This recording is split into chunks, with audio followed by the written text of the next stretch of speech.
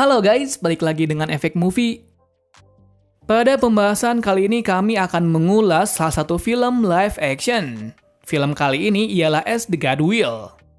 Pasti dari beberapa kalian yang suka nonton anime pasti tahu dengan film yang satu ini.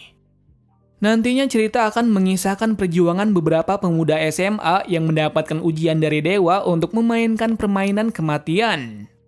Tapi sebelum kita menuju topik utama, jangan lupa untuk klik subscribe dan nyalakan lonceng notifikasinya agar selalu mendapatkan update seputar alur cerita film dari kami. Dan berikut alur cerita As the God Will live action versi Efek Movie.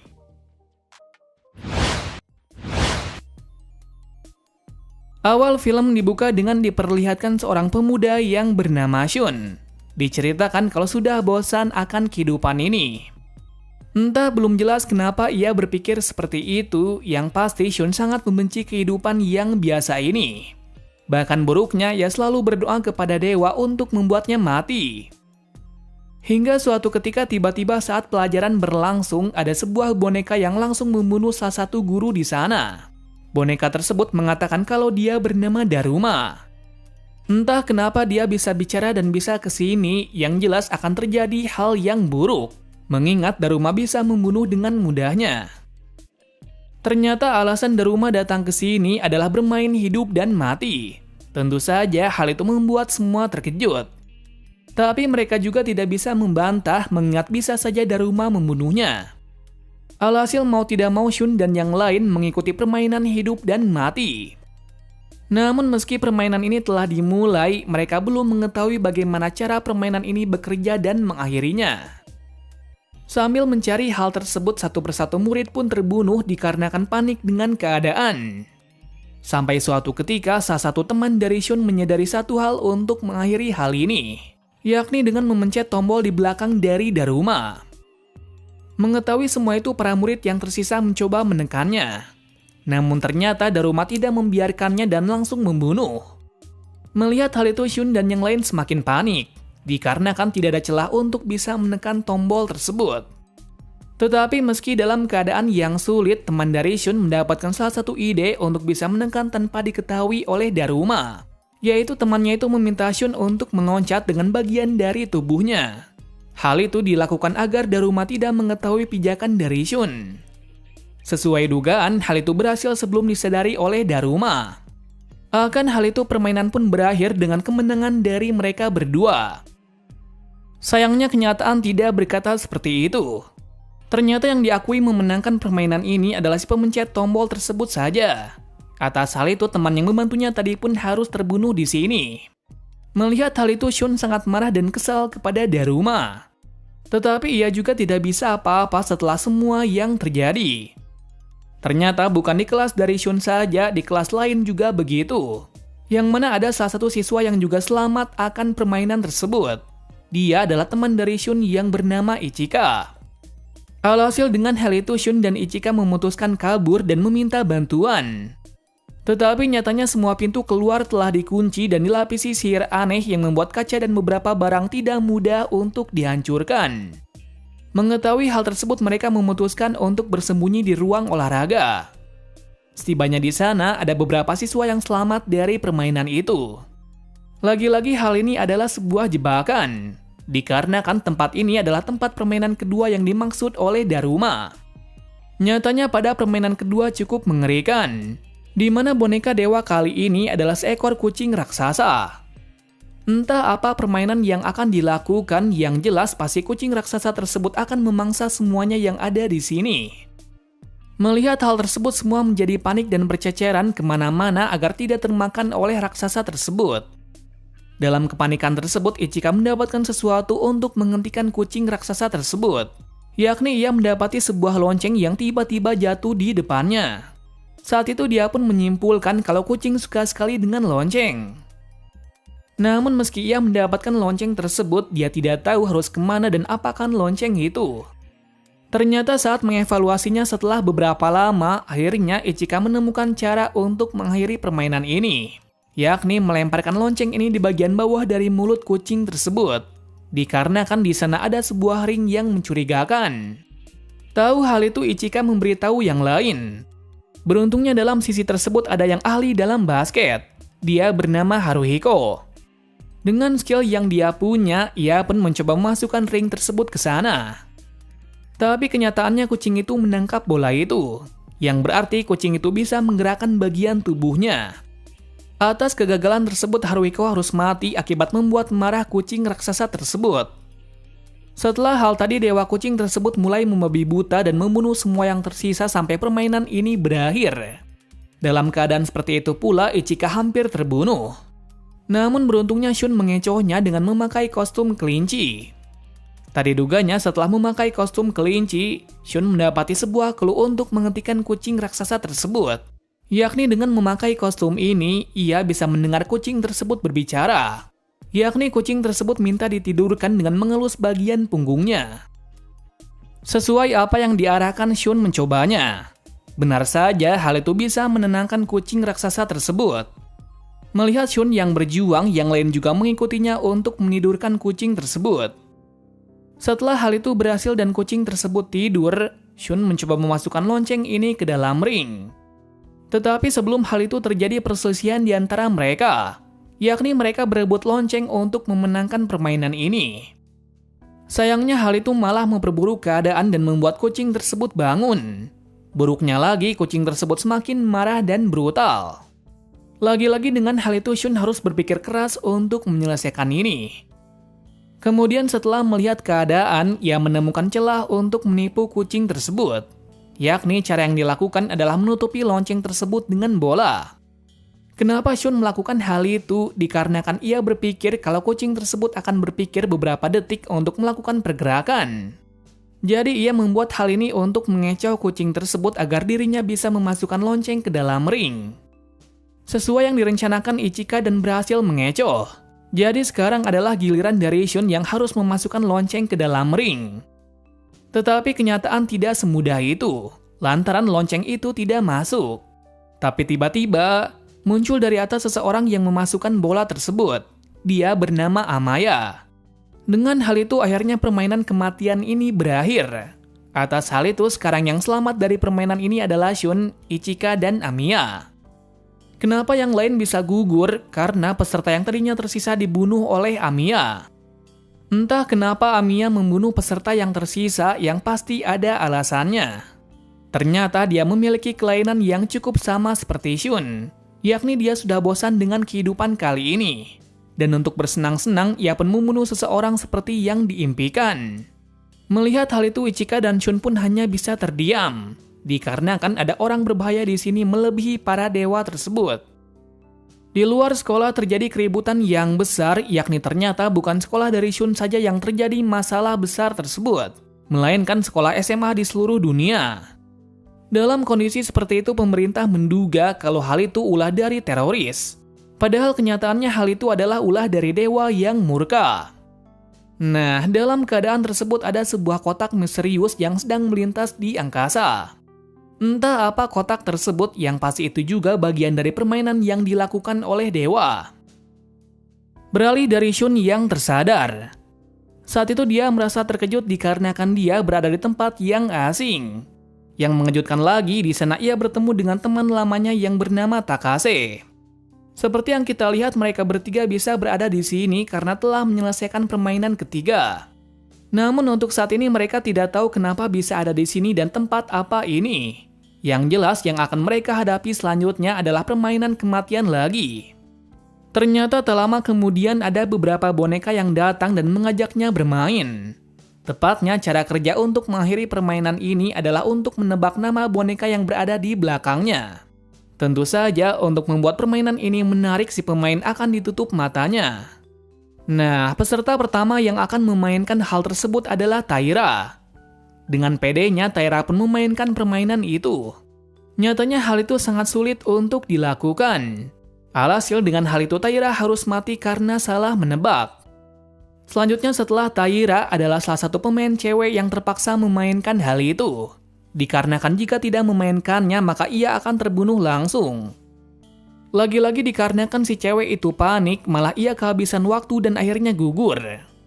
Melihat hal tersebut, Shun semakin panik dan harus berpikir keras untuk bisa menebak saat gilirannya.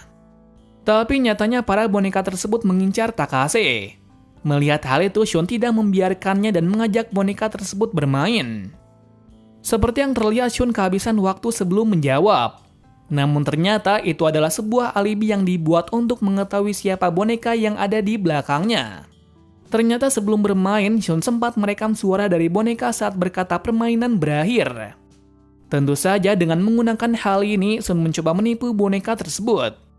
Benar saja, dengan ulahnya itu ia berhasil menebak siapa boneka yang ada di belakangnya. Atas hal tersebut mereka bisa keluar dari tempat ini dengan kunci pemberian dari dewa tersebut. Setelah dari sini mereka mendapati seseorang yang dikejar oleh dewa kesepian, yang mana dewa kesepian akan membunuh orang yang sendiri. Beruntungnya di waktu yang tepat permainan itu datang dan bergabung dengan Shun dan Takase. Dengan hal itu, tidak ada korban lagi dari game kali ini. Tak berhenti begitu saja, tiba-tiba dari arah yang berbeda Ichika juga mengalami hal yang sama. Tentu saja Shun pun mencoba menyelamatkannya dengan memegang tangannya. Beruntungnya hal itu sangat tepat dikarenakan jika tidak maka Ichika sudah mati saat itu juga. Namun hal ini belum berakhir dikarenakan masih ada permainan yang harus menanti mereka. Di mana permainan kali ini cukup simpel dikarenakan mereka harus mencari kunci berjumlah 7 orang saja. Berarti untuk bisa mengakhiri permainan ini harus membuka kunci secara bersamaan. Dalam kondisi tersebut Amaya datang dan membawa 3 kunci. Dengan 3 kunci tersebut sekarang sudah lengkap. Namun karena sekarang tersisa 8 orang, salah satu harus terbunuh. Mengingat kunci yang dibutuhkan hanya 7 saja. Tadi sangkanya Amaya membunuh salah satu timnya. Jadi dari sini kita bisa melihat kalau Amaya sangat kejam dan tidak berperasaan. Lantaran demi bisa keluar dari sini, ia rela melakukan apapun walau membunuh seseorang. Selanjutnya setelah permainan ini berakhir, mereka berlanjut ke permainan keempat. Yang di sana penguji adalah seekor beruang putih yang bernama Shirokuma. Nah, untuk mengakhiri permainan ini tanpa ada yang terbunuh cukup mudah, yakni para peserta tidak boleh berbohong. Dan jika ada salah satu yang berbohong, Shirokuma meminta peserta untuk mencari pembohong tersebut. Dan jika mereka kehabisan waktu, maka mereka semua akan mati. Tetapi jika mereka menunjuk siapa si pembohong tersebut, maka yang mati hanya si pembohong saja. Dengan hal itu permainan pun dimulai. Langsung saja di awal-awal ada seseorang yang berbohong. Untuk hal itu, Shun dan yang lain harus mengetahui si pelaku tersebut. Akan hal itu terjadi kecurigaan di antara mereka. Sampai akhirnya mereka mendapati seseorang yang terlihat mencurigakan. Dengan hal itu si pembohong tersebut harus terbunuh. Lanjut pada ronde kedua juga demikian. Yakni kali ini pertanyaan lebih spesifik kepada para gadis. Karena pertanyaan tersebut bertanya siapa di sini yang menyukai Shun. Dalam sisi Ichika sebagai teman dekatnya mengatakan ya. Sedangkan dalam sisi Takase juga berkata demikian. Alasannya dulu Shun telah mengubah hidupnya pada saat dia terpuruk. Namun meski berkata demikian semua mencurigainya. Dikarenakan sekarang Takase bukan satu sekolah lagi dengan Shun. Jelas saja hal itu membuat peserta yang lain menunjuknya. Atas hal itu Takase pun dihukum mati akan hal tersebut. Melihat hal tersebut Shun sangat sedih. Mengingat teman berharganya telah tiada di hadapannya. Setelah kematian dari Takase, Shun menyadari sesuatu tentang permainan ini, yakni si pembohong bukanlah peserta, melainkan si pembohong itu sendiri yakni Shirokuma. Kenapa Shun berpendapat seperti itu? Lantaran Shirokuma sendiri ternyata bukan beruang putih, melainkan beruang hitam. Setelah mengungkapkan kenyataan tersebut, Shirokuma marah dan membabi buta. Tetapi karena tingkah laku yang berlebihan malah dia terperosok ke air panas. Dengan hal itu akhirnya permainan hidup dan mati kali ini telah berakhir. Sekarang yang masih hidup adalah Shun, Ichika, Amaya, dan 2 lainnya. Tetapi ternyata hal ini belum berakhir, dikarenakan masih ada permainan terakhir. Nah, dalam permainan selanjutnya mereka berada dalam wilayah yang cukup berbeda dari biasanya. Yakni kayak di sebuah kerajaan di tepi laut. Setibanya di sana, mereka disambut oleh dewa yang bernama Matryoshka. Dalam kesempatan itu, Matryoshka mengatakan kalau mereka akan bermain petak umpet. Seperti nama dari permainannya, salah satu dari peserta akan berjaga, sedangkan yang lain akan bersembunyi. Di sini juga ada beberapa peraturan yang membuat permainan ini hidup dan mati.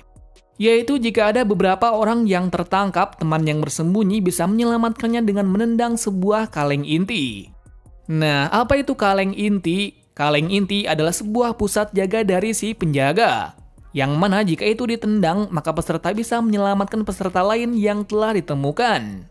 Tetapi sebagai resiko akan hal tersebut, si penendang akan mati, dikarenakan kaleng itu berisi bom. Jadi bisa disimpulkan kalau permainan ini dimaksudkan untuk mendapatkan satu pemenang saja. Sedangkan dalam sisi yang berjaga mendapatkan keuntungan yang lebih. Yakni jika ia bisa menangkap 3 peserta, dia sudah selamat dan bisa dikatakan menjadi pemenang. Tetapi jika satu peserta menyelamatkannya, maka permainan ini akan dimenangkan oleh pihak yang bersembunyi. Setelah peraturan itu dijelaskan, akhirnya permainan dimulai. Dengan singkatnya, yang menjadi penjaga adalah Amaya. Yang berarti Shun harus berhati-hati dikarenakan Amaya adalah orang yang hebat dalam hal ini. Benar saja, dengan singkatnya Amaya bisa menangkap 2 peserta termasuk Ichika. Jadi sekarang ia kurang 1 orang saja, yaitu Shun. Dalam kesempatan itu Amaya mencoba menghasut Shun untuk keluar. Tetapi dalam sisi dari Shun sendiri tidak membiarkan Amaya menang.